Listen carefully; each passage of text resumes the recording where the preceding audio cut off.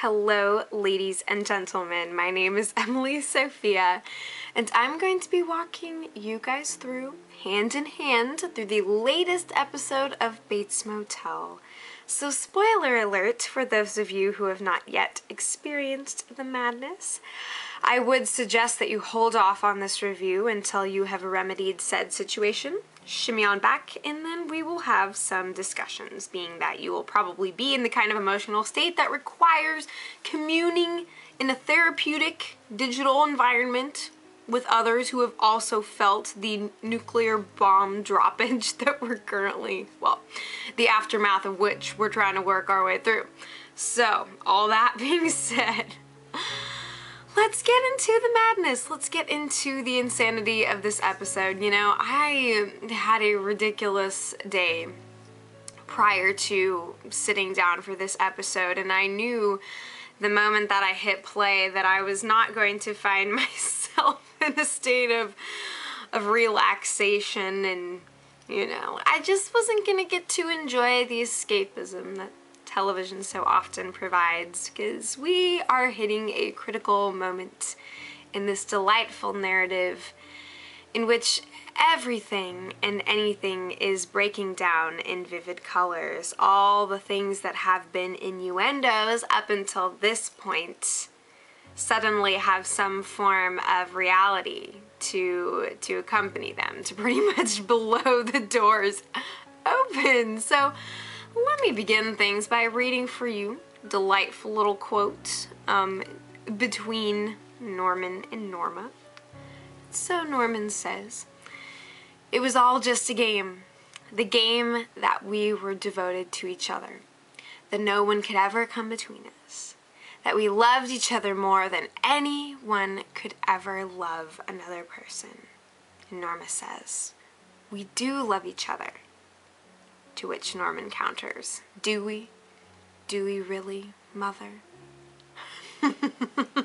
So, the doors are blown wide open. Are you feeling the draft yet? I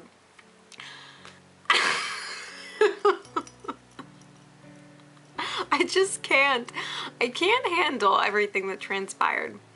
I'm currently a little bit out of sorts as I try to confront this episode and everything that occurred within the Norma and Norman interactions. The roof that we've established has been blown off, flipped into the Pacific Ocean, and it's gonna end up on like the coast of Japan a few months from now. Just as nature goes. So we saw in tonight's episode the way that Norman confronts, well, difficulties with his dear madre, who has broken the rules of the game. Those rules being, as I stated before, a complete and utter devotion to one another, no secrets between them, even the slightest bit of air that is just ever so slightly off. Anything that could possibly hinder the intimacy between them, well, all bets are off at that point. So we see that Norman likes to turn to dealing with dead things in the midst of his, not only of his jealousy, which he is biting back into his system, but also his rage that he feels that he does not completely and utterly own and possess every aspect of Norma. That's what's crazy about this interaction, is that because he cannot reach the very core of her being, where the truth about who he is lies, that he can't have her at all. It is completely and 100% all or nothing, and so we see him at every corner. He's literally decorating the house with his work, with something that he knows horrifies his mother, because he himself is so horrified at her refusal to tell him who he is, to feel like he can be himself with her, because he doesn't know exactly who he is without Norma sharing this with him. So he sets up all these little creatures about, which adds to the positively eerie atmosphere of this entire episode. So we got that going. Later on, Norma confronts him when he's down in the basement preparing to get a little more feng shui going on at the Bates estate. And that whole scene is an entirely different ballpark. I mean, I want to just take each and every scene and get like one of those, you know, one of those police boards where they put up all the pictures and they have all the strings and the notes and the evidence, and I just want to like make 1,000 little screen caps, just film strips, and write an essay for each, because the performances tonight were so ridiculously nuanced. It was uncannily good. I was freaking out quite a good bit. And the cinematography was stunning as well. I mean, the sheer scene where Norman is leaving his room after Norma has gone to go have revenge sex with George, another issue that we shall break down shortly. And as he's walking down the stairs to, well, ultimately be kidnapped by Nick Ford's cronies, camera's following him as he goes down the stairs, and of course we have those fantastic high angle shots above the stairs to kind of capture all the, you know, the iconic stairway, and then those sort of eerie angles that have again become so iconic because of the cinematography of Psycho. So this show, it likes to pay tribute in its own ways, but that camera just following right behind his head. We have no idea what he's going to run into, being that we just saw a scene prior with Romero and his vehicle. Of course, he just told off the other police lady after they convicted someone else for the murder of Miss Watson. He's trying to keep the Bates family together. He has every possible reason to break them apart, but somehow he's sort of established himself almost as this pseudo-ghostly paternal figure. I mean, really, Norman's kind of the paternal type here in this situation. Basically married, but Romero's in a really interesting position in all of this too, and he constantly surprises me. He's both predictable and unpredictable in that we know that he plays by his own rules, and at the same time, those rules really consist of a very set concept of justice. So whatever whatsoever he does, he shall do with all of his heart and the long arm of the law and whatnot. But he basically does what he wants with it. Anyways, all that to say, this episode was off the charts, and it has me asking so many new questions about Norman, especially his consciousness and his awareness of what has transpired, of the arguable atrocities that he's committed. I feel that he has a consciousness of what occurred with Miss Watson, and that's something that's, you know, the seed was planted long ago, and the show has been watering and fertilizing that little seed, and it is growing into a garden of awareness of just what exactly might be going on. Now, there is a lovely lady whom I admire very much, and I follow her blog on Tumblr, and she had a fantastic theory with which I agree, that Norman has a third personality, not merely himself or mother, as we've seen him slip into at times already, but someone else who is sexually aggressive and dominant and wants to dominate other women. And what's confusing is the role that the blackouts play as he switches between states. However, if there is kind of this third state that Norman enters, because that state wouldn't be mother. He's not aware of those situations, and mother would not engage in sexual intercourse with another woman.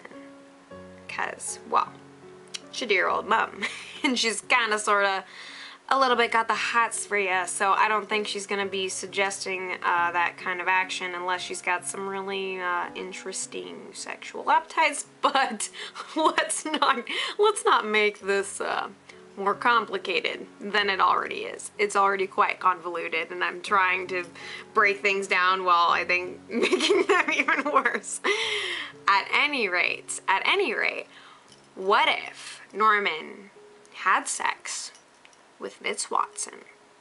The hanky-panky occurred, and it set off a mother state, which conflicts with his memory. But the way that he, after his last confrontation with Romero, when he rushes up to his room and he gets out the picture of Miss Watson from the paper, like the obituary notice and the pearl necklace, and the way that he just weaves it through his fingers, through each and every one interlocked, and he's squeezing it and playing with it in his fingers. That doesn't strike me as something that someone who is not aware of the significance of those items would do. And I dare say that there is a sort of aggressive sexual kind of energy that he almost has when he is in contact with these items, which would lead me to believe that he has to know something, especially with how defensive he is in every single scene with Romero. Of course, we're all screaming at him to try and put up some kind of front. I mean, buddy. Do you expect to be running this motel all by your lonesome with your dear old dead mum in the basement if you keep up this act, or shall we say lack thereof? You gotta play up a little bit of theater. Maybe you should have taken a role in South Pacific, would have taught you some more skills. But I mean, there's such a significance about the way that he responds to everything in this episode. I could pretty much make an epic film series on the topics, but my battery's already at like 20% on my camera, so I'm gonna rip roar as fast as I possibly can. Anyways, we know without a freaking doubt in the world that Norma Bates is utterly beyond infatuated with her son. The way that she pawns after him, that she absolutely loses every part of her cool to get him to acknowledge her, to be jealous for her. That ain't the kind of thing that a pissy mom is gonna pull. She's having a crummy day. You know, it's there's always that little bit of guilt tripping, as mothers do, but this far transcends that. Norman's behavior, Norman's absolute refusal to have anything to do with her, and the passive aggression, and just at every angle, Norma is completely and utterly barred off. And we see now more than ever that Norman is pretty much constitutes her universe. She's got a Norman-shaped hole, a black hole, if you will, that is sucking her into herself, and she goes into absolute self-destruct without him affirming her at every angle. Just so many rich, crazy scenes between the two of them that I'm on the fritz. I don't know what I'm gonna do with myself. How is this happening so soon and so masterfully and crazily? And it's just nuts. I mean, we see the difference in Norma's interactions with her sons, with the way that she approaches Dylan as she's trying to go on Nick Ford's behalf to arrange their meeting, the marijuana wars, which honestly pale in comparison to what's occurred between Norman and Norma, despite the fact that now those plots have converged in that the Weedmeisters now have Norman in their clutches. Norma's gonna bust a move to get her boy back. Of course, we know, too, from the preview for the upcoming week that Romero is going to have to confront Norma, being that Norman hasn't quite played the game quite up to par. There's several games in this episode that have been failed, I suppose that you might say. But anyways, just, man, it's absolutely brilliantly nuts. And the way that they have set us up for these encounters between Norman and Norma, it's absolutely fascinating to try to see Norman so viciously deny himself and so scathingly cut into Norma at the exact same time. He tries to accentuate over and over again that they are different people, that the secrets that Norma has breeds secrets in Norman himself. So when he's talking about his secrets that he has, is that the knowledge of what occurred with Miss Watson? I'm honestly starting to think so, with the kind of malicious twinkle that he gets in his eye when he rubs this mysterious something right in her face. And what else could possibly be so juicy and so tantalizing that he would take things out on her in this way? If not an illicit sexual encounter, a situation in which he is dominated, in which he has put enmity between him and his dear old lover mom. And then we see the scene before Norma takes off for her dinner date at George's. She freaking bites her lip when she's trying to get some kind of reaction out of Norman, telling him that she doesn't know when she's gonna be home. You know, like that kind of thing. That was probably really weird looking. I'm not a smooth operator. Not quite so. Not quite like Vera Farmiga. Take some lessons, but and he's, again, between the two of them, he has placed death. He has placed the taxidermy, his hobbies with the no longer animate beings. And he's hiding behind it. Norma is quite literally throwing herself at him, doing everything that she possibly can. And the fact that she has to resort to suggestions of something sexual between her and George to get a little action on the Bates Richter scale, that's very telling of the way in which she sees her relationship to Norman. He is part of herself. And not only that, but he is the only confidence that she has in herself, if that makes any kind of sense. Because when she shows up at George's house, and as she rushes out the door in a half-drunken flurry, basically exposing that she's a complete and total fraud. She's feeling the weight of the secrets that she has kept from Norman. She still can't go so far as to reveal them to Norman. She feels like there's still a way that she can get to him while keeping this knowledge, these secrets that she feels will destroy him, away from him. And yet, we know just how horrifically wrong that's going to go. And so to George, she's like, you know, I never finished college. I barely graduated high school. I don't date men like you. I'm an absolute nobody, nothing. All of this, I think, comes from the place of her feeling distant from Norman, because without him, without this one source of goodness for her, she doesn't value herself. And that was an absolutely heartbreaking moment, which was only slightly interrupted when she got into the car and was breathing like, Norman. Just like, oh, okay. Incest on fire. That's my new song. I'll make a new hit single. But, so she wheels it right on back to the house. And she shows up, and Norman is watching the movie that she had originally wanted to go see on the mother-son date. You know, gotta clarify that. It's mother-son. Don't get it twisted. And she sits right down on the couch facing him in a position where they could quite easily make lip-to-lip contact. And he is still refusing her. She has to throw the computer out of the way, like she is trying to remove every physical object, every means of Norman's distraction from him. Then, of course, that leads to the incredibly tense stairway scene.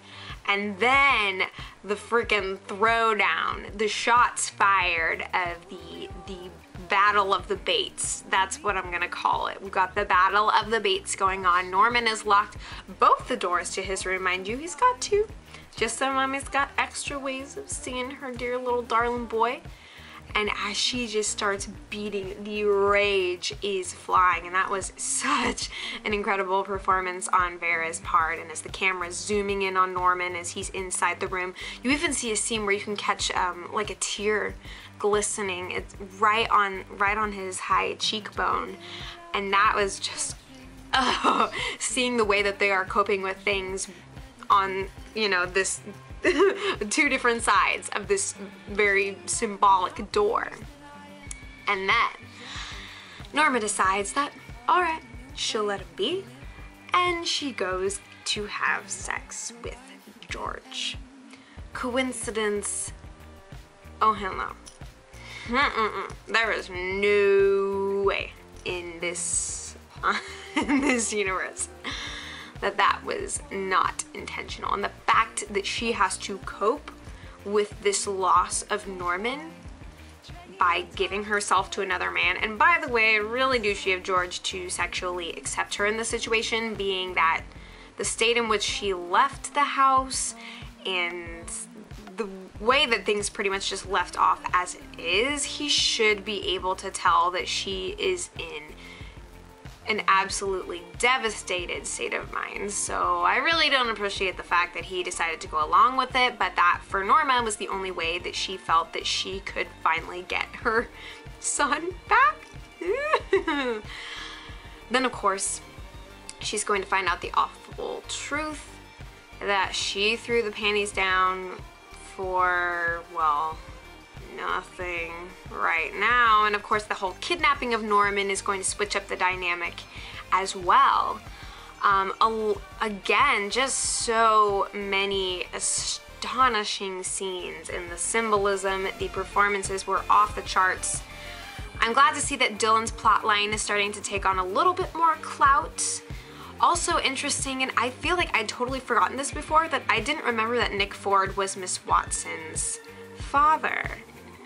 And it's interesting that he was saying that he was trying to cut himself off from Miss Watson. I believe that's what he was saying, in order to get her to come back to him after everything that was going on with her. And so it's interesting to see how that's kind of been playing out with Norman and how he's approached Norma as well. So it was really, really good to see Norma and Dylan back in the same room, and despite all the shenanigans that have ensued with Zane. I mean, you can't trust a guy with the freaking bleach blonde hair. You just don't go there. I didn't, like, that was my sole reason for pitting myself against him, because that hairdo is inexcusable and clearly a sign of malicious intent to come.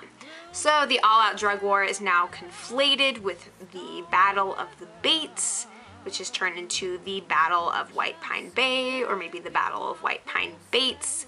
We've got the Civil War is turning into another Civil War. Pretty much just, you know, this time it's radiating out from the Oregon coast, but lots of things that I could talk about again.